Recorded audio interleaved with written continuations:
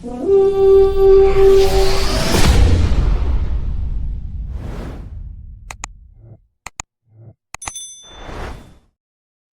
up, Viking fans? And thank you for tuning in to the Skol State of Mind podcast. As you already know, I'm your host, D Woods. Now let's get into it. Preseason has officially concluded, and the regular season is right around the corner. So you know what that means. I got to give y'all my 53-man roster prediction for the upcoming season. Now, I am so happy that I waited to do this video later in the day because, man, news drops fast. It felt like as soon as I woke up this morning, I got notifications that the Vikings signed Carson Wentz. Carson Wentz comes to the Vikings on a 1-year deal. And, to make it a double move, they basically traded Sam Howell to the Philadelphia Eagles for a couple of picks. Now, that's crazy for me. If you know and you've been following my channel, Carson Wentz was one of the guys that I wanted the Vikings to kind of, take a look at early in training camp because I felt like he could bring certain things to this team that wasn't already on this roster. He was a top pick in the draft, coming out of college, and he was playing at an MVP level at some time. Now, he might not be that player that he was.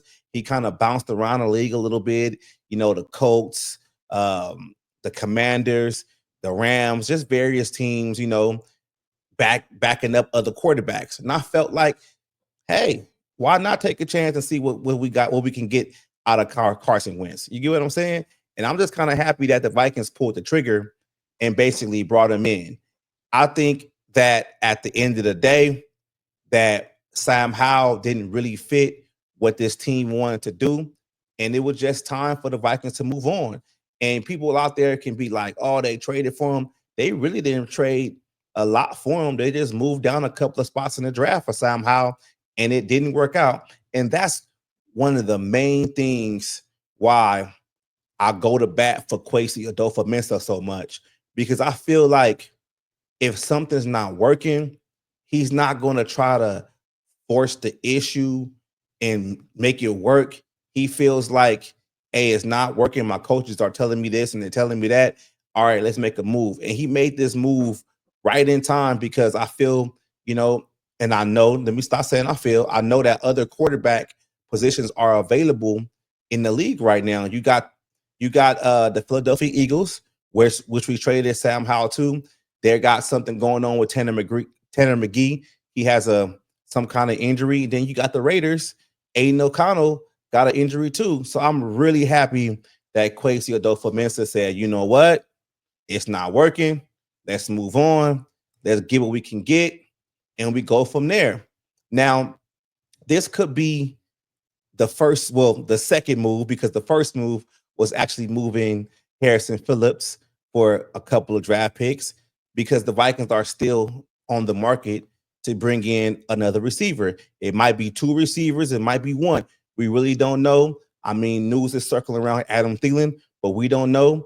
I think there's going to be a lot of receivers that's going to be cut by, the roster cut line. You get what I'm saying? So with that being said, let's get into my prediction of the Vikings 53-man roster.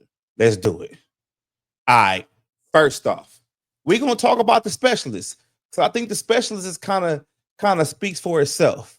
Long snapper, Andrew DePaula, of course, right? Kicker, Real Rocket, of course. Now, punter, this was a situation where they had, some kind of punt battles, but I think, Oscar bobbling that punt, not the punt, but bobbling that PAT kind of sealed the job for Ryan Wright. Let's see how long Ryan Wright holds on to this job throughout the season. That's pretty much all I can say about, the specialist. We're not going to get into punt returners and kick returners as the specialists as for now, because we're just going to talk about them as receivers because that's their first job. All right. So let's talk about the offense. All right. Here we go. We're going to start off with the tight end position. If you can see it on the screen, we're going to go from left to right. All right. So tight ends, we got TJ Hawkinson, Josh Oliver, and Ben Urasep. That's who I feel is going to start the season on the Vikings roster for tight ends. You got your mainstay, your number one tight end, your threat, TJ Hawkinson, your blocking tight end, and Josh Oliver. And you got Ben Urasep, the guy from Georgia that can develop in the background. I know there were other guys on the roster, Nick Vanjit and, people like that. These are the ones I feel are going to make the roster. All right. So now let's go to tackle. Starting Christian Darrisaw and Justin Skol. We're still not sure if Christian Darrisaw is going to play week 1, but we know he's going to make this team. And Justin Skol, being a veteran tackle in this league, it's a must that he stays on this roster just in case for insurance purposes. All right. Left guard, we got the draft pick in the first round, Donovan Jackson. Backing him up, swing guard, Blake Brandell. All right. Now, Donovan Jackson kind of got to a rocky start, his first basic real action game in the league. But I feel like he's going to make his name for himself. And you got to be patient. He's going to have ups and downs. He's going to make mistakes. But as long as he keeps learning, it's all right with me. And if you see where he's lined up on this offensive line, he's in between veteran Ryan Kelly and Christian Darrisaw. So I think he can lean on those two guys to kind of help him out and get through this rookie season. So now let's go to the centers. Ryan Kelly, top free agent acquisition of this season. All right. Michael Juergens. Enough said. I feel Ryan Kelly is important to this team because you have let's not say rookie, but you have a first-year starting quarterback in J.J. McCarthy this season, and he is going to lean on a veteran like Ryan Kelly to help him with checks at the lines and everything of that sort. So Ryan Kelly is really important to this team, in my opinion. Now let's go to the right guard. We got Will Fries, another big name free agent acquisition of this offseason. Guard has been a problem for this team for some years now, basically the interior. I didn't predict the Vikings to go out in free agency and the draft and just get 3 new starters on this team for the upcoming season. I didn't expect that. They did it, and we're going to have to see how it works. Will Fries had a couple of injuries last year, with the broken leg, but all is good. He's been practicing. Let's see how it pans out. And backing him up is Joe Huber. All right. Now, let's go to one of my favorite guys on the offensive line, Mr. Buzz Lightyear, Brian O'Neill. All right. Brian O'Neill starting right tackle. Backing him up, Walter Rouse. Now, you can see Walter Rouse, Juergens, and even Blake Brandell, they're not up in age of yet. And some of these guys are interchangeable. They can play guard and they can play center, which makes their value on this roster a whole lot, more. But that's the offensive line. This is my thing for the offensive line right now. I feel it's going to take them maybe a few games to kind of get their feet wet, to kind of get their rhythm. But once they do, they're going to be a problem in this league. All right. So let's go to wide receiver, Jordan Addison. Now, I put him on the roster because we know he's going to make this roster, but Jordan Addison will be suspended for the first 3 games. So that is going to open up a roster spot, but I'm just going to put him on there because I like to see his name. Jordan Addison, Jalen Naylor, Ty Felton. Other side, we got Justin Jefferson, an open slot. I'm gonna talk about that in a second. And we got Lucky Jackson. Now, at the beginning of the video, I stated that the Vikings might bring in one or maybe two veteran receivers because Jordan Addison is suspended for the first 3 games, and we don't know the severity of the injury of Jalen Naylor. So they can bring in a guy like Adam Thielen. They can bring in, Robert Woods. There's a lot of names floating around. They can even bring back KJ Osborne if he gets cut. So that's why I got an open slot, because I feel like they might bring 2 guys in, not just one. All right. So running backs. Now, I'm not going to say starter. I'm just going to say your top 2 backs that's going to rotate majority of the work this upcoming season. When healthy, Aaron Jones, Jordan Mason. And your third back, yes, I went ahead and did it. Xavier Scott is making this team. And Ty Chandler, sorry, thank you, but we moving on from you.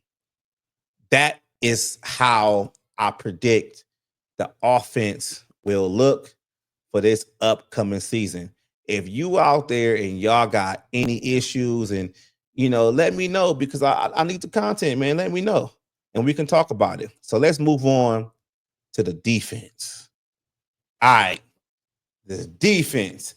Now, let's start with the safeties.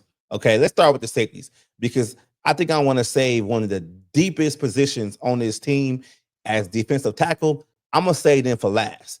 All right. So your safeties, starting safeties would be Josh Metellus, Harrison Smith. Backing them up will be Jay Ward and Theo Jackson. Now, the interesting aspect of these 4 safeties is I can see Josh Metellus in this defense still playing multiple positions. Theo Jackson being a safety, that's a little bit deep. That's what I think it's going to be. And I think Jay Ward is going to back Monteris up in that rover role. So let's get to the cornerbacks. You got Brian Murphy Jr., Jeff Okudah, Dwight McGlover, Isaiah Rodgers, and Mekhi Blackman. Yes, Mekhi Blackman. I don't think the Vikings are going to release or do anything with Mekhi Blackman, considering he has been recovering from his knee injury from last season. And when you're playing cornerback, it's going to take you some time to kind of adjust, from the injury. And he just basically has to get to the point of trusting himself. Next year, if he has the same setbacks and, lack of production in the offseason, then we can have a conversation about, moving on from Mekhi Blackman. But I think he's going to be okay. I think mid-season, he should get his legs up under him, and he should be a whole lot better with his confidence. Now, let's talk about the outside linebackers. We got Jonathan Gennard, Gabriel Murphy on one end, and on the other side, we got Andrew Van Ginkel, Dallas Turner, and Bo Richter. I feel that Dallas Turner is going to play a lot, but I'm going to tell you why when we talk about the inside linebackers. Inside linebackers, we got 4. We got Ivan Pace Jr., Blake Cashman, Kobe King, Eric Wilson. Eric Wilson is a special team savant, and he can play multiple roles on his defense, especially in the inside. And I think he brings a lot to this team, considering what happened last year when Blake Cashman went down. You have another guy that can play that middle, not to the fullest extent of Cashman, but he can be serviceable. Kobe King, man, that's a guy to watch. Kobe King, I think he's going to take some snaps from Ivan Pace this season. And when I'm talking about these 2 linebackers right here, I really think that Dallas Turner is going to be in a package where Ivan Pace is going to come off the field and Dallas Turner will be an inside linebacker, and you're not going to know if he's going to be rushing the quarterback or not, because I feel they've been playing with Dallas Turner's just the way he plays a little bit, and he can feel suited to be in that role. And I really, really understand if Dallas Turner can play that role in the inside consistently, he'll be an asset in a mismatch to be in the middle, and he might take over for Ivan Base. That's no shade. But let's get to the deep defensive tackle position. We got Jonathan Allen, Levi Drake Rodriguez, Jalen Redmond, Taki Taimani, Elijah Williams, Javon Hargrave, and Tyron Ingram Dawkins. Now, I think this position is so important because the way Brian Flores plays, he does it like a hockey substitution where he can keep these defensive lines fresh. And everybody on this defensive line can contribute. And I can't wait for them to get nasty. I can't wait because we deep. We really deep at the defensive line. You would think about it for the past couple of years, there's been a weak point for the Vikings, but right now, it's one of the strong points of the team. So that is my 53-man roster prediction, whatever you want to call it. That's what I got for y'all today. I want to get that in here, drop this video right now, because you never know what the Vikings going to do. Kwesi Adofo-Mensah probably still working the phones, trying to get another receiver. It could be another surprise here or there. So I wanted to get this out to y'all so y'all can have something to talk about, something to watch going forward. But yeah, can't wait. Can't wait. You know, the season is right around the corner. The 53-man roster cut down day is Tuesday afternoon. So I'm going to be on Twitter just refreshing it just to see what the Vikings going to do. And y'all know how I end it. Skol, baby.